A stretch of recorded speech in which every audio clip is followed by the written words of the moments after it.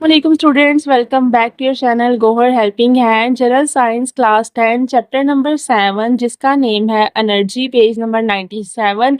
आज हमने करना है टॉपिक नंबर 7.2 जिसका नाम था एनर्जी की मुख्तलिफ इकसाम। हमने काइनेटिक एनर्जी भी पढ़ लिया, पोटेंशियल एनर्जी भी पढ़ लिया है। आज हम पढ़ने जा रहे हैं केमिकल एनर्जी। केमिकल एनर्जी और हरारती एनर्जी को आज हम पढ़ेंगे डिटेल में, उनकी डेफिनेशन, इंपॉर्टेंट क्वेश्चंस उनके अंदर से निकाल के उन्हें याद करेंगे। पढ़ते हैं केमिकल एनर्जी क्या है। बाज़ औक़ात मुख्तलिफ केमिकल रिएक्शंस में एनर्जी खारिज होती है।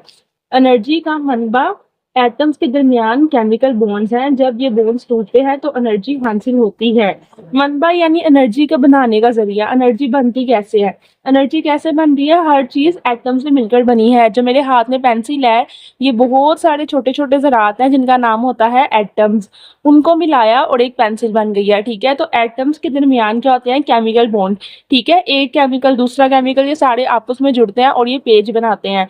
इस तरह ये सारे बॉन्ड्स इनके दरमियान ना बने होते हैं। जैसे कि मैं समझें, ये एक एटम है, ये एक और एटम है, ये एक और एटम है। ये सारे एटम आपस में जुड़े हुए हैं। किसके जरिए जुड़े हुए हैं? केमिकल बॉन्ड के जरिए। ये जो एक एटम दूसरे एटम के बिल्कुल साथ लगा हुआ है ना, इनके दरमियान में एक बॉन्ड है। उस बॉन्ड जैसे गम होती है, ग्लो होती है, उस बॉन्ड का नाम क्या है? Chemical bond. ये होते हैं एनर्जी का मनबा, सोर्स ऑफ एनर्जी या एनर्जी का जरिया। अगर आपको ये वर्ड याद नहीं होता, आप यहाँ पे जरिया भी लिख सकते हैं।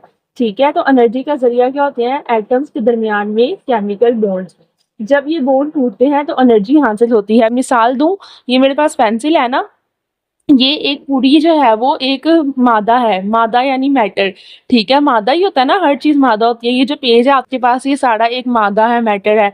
तो ये पेंसिल बहुत सारे छोटे छोटे ज़रात से मिलकर बनी है। जैसे ये ज़रात है, ये है, ये है, ये है, और ये सारे ज़रात को हम कहते हैं एटम्स। और एटम्स के दरमियान में क्या होते हैं? बॉन्ड, जिससे ये जुड़ी हुई है। ये बॉन्ड अगर वो टूट जाएगा तो ये टूट जाएगी। अब उससे एनर्जी कैसे बनती है? अगर मैं इसे आग में फेंक दूंगी, इस पेंसिल को, ये लकड़ी की है, तो इसके दरमियान में जो सारे बॉन्ड है ना, वो टूट जाएंगे, ये पेंसिल सुलग जाएगी, खत्म हो जाएगी और एनर्जी पैदा हो जाएगी। तो इस तरह यही होता है कि आप इसको आग में फेंक दें, इसके सारे केमिकल बॉन्ड जो सारी इकट्ठी है, ये जुड़ी हुई है, ये टूट जाएंगे और एनर्जी हासिल हो जाएगी, आग हासिल हो जाएगी। सेल बैटरी में केमिकल एनर्जी तब्दील होकर इलेक्ट्रिक एनर्जी मुहैया करती है। अगर हम सेल या बैटरी ले, मोबाइल के रिमोट के सेल हैं, ठीक है, रिमोट के सेल के अंदर, बैटरी के अंदर, खिलौनों वाली गाड़ी के अंदर, ठीक है, जो केमिकल एनर्जी होती है वो तब्दील होकर इलेक्ट्रिकल एनर्जी देती है। यानी होता वो केमिकल ही है, लेकिन उससे बिजली की चीजें चलाते हैं। जैसे हम रिमोट के अंदर अगर हमने सेल डाला है तो एक केमिकल है, उससे टीवी चल जाएगा, यानी बिजली की चीज चल जाएगी। तो केमिकल एनर्जी इलेक्ट्रिकल एनर्जी मुहैया करती है सेल या बैटरी में। गाड़ियों में पेट्रोल वगैरह को जलाकर एनर्जी हासिल की जाती है। ऐसे ही अगर जितना पेट्रोल सड़ेगा उतनी ही ज्यादा गाड़ी के अंदर एनर्जी आएगी, वो उतनी ज्यादा स्पीड से दौड़ेगी। अगर पेट्रोल ही नहीं चलेगा तो गाड़ी कहाँ से चलेगी? ये भी केमिकल एनर्जी है। खुराक से हमारा जिस्म जो एनर्जी हासिल करता है वो भी केमिकल एनर्जी है। हमने खाना खाया, अब हम बड़े एनर्जेटिक हो गए हैं, बड़ा काम कर सकते हैं, तो हमारा खाना भी जो है वो एक केमिकल एनर्जी बन जाता है जिस्म के अंदर जाकर। अब मैंने आपको line to line, word to word ये सारी बात का मतलब बता दिया कि वो क्या क्या नहीं है। आपके दिमाग में इसका मतलब बैठ गया कि ये बातें लिखी हुई हैं। अब जब आप याद करने लगेंगे, आपको 1.5 से 2 मिनट में ये टॉपिक जल्दी याद हो जाएगा।